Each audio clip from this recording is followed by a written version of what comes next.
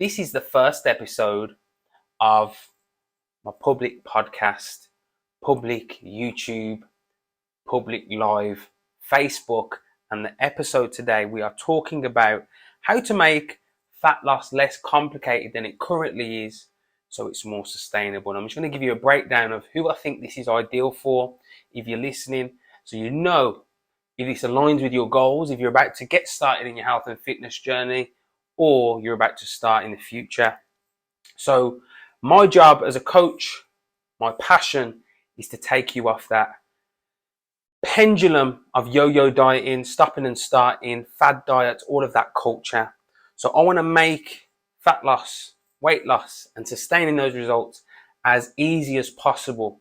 Because right now, a lot of people are making other areas of their life be compromised in the name of fat loss, in the name of fitness, in the name of training, and that makes it very difficult to sustain. Instead, we want to do it in the easiest way possible. So we'll get straight into it. The normal kind of barriers that most people come up against is believing that you have to have loads of restrictions in a diet for it to work. We believe that we can't eat at a certain time. We can't eat a certain food group. We've listened to too many Tom, Dicks and Harrys, random people regurgitating random facts that, apparently, if you eat at that time, it's bad. Apparently, you can't eat.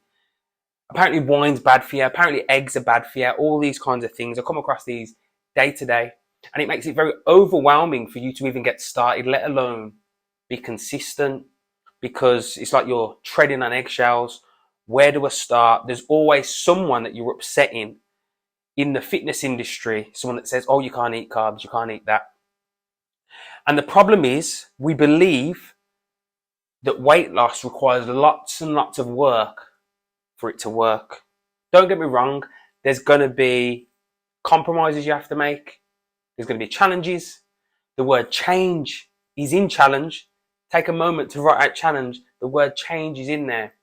So there is a challenge with changing your body, changing your lifestyle, but it doesn't need to be harder than it already is. And the way that we make it harder is by creating these random rules and making it conflict with our lifestyle. The goal is to make fat loss, weight loss, staying fit as easy as possible, and that's what we're going to talk about today.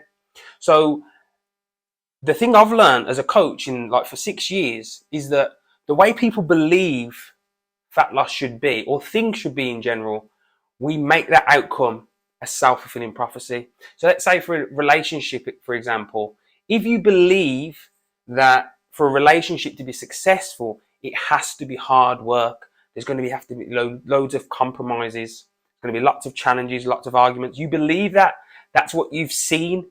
So because you've seen that and you believe that, you will end up making that a self-fulfilling prophecy. You will choose someone that is difficult because they fit into what you believe, and it confirms it. That's called confirmation bias. So here's another example. If you don't believe you're good enough to lose weight, to get in good shape, you will think, okay, I have to compensate for not being good enough by extra measures, even more restrictions. The same as in a relationship. I don't think I'm good enough, so you know what? I will scrape the bottom of the barrel and I will tolerate anything. It's very similar. Your relationship with yourself, your relationship with fitness, your relationship with someone else, they're all a reflection of what you believe. So it's very important to challenge that so that you can get the results that you want, because otherwise, if you believe that fat loss is difficult and it's horrible, you will never stick to it.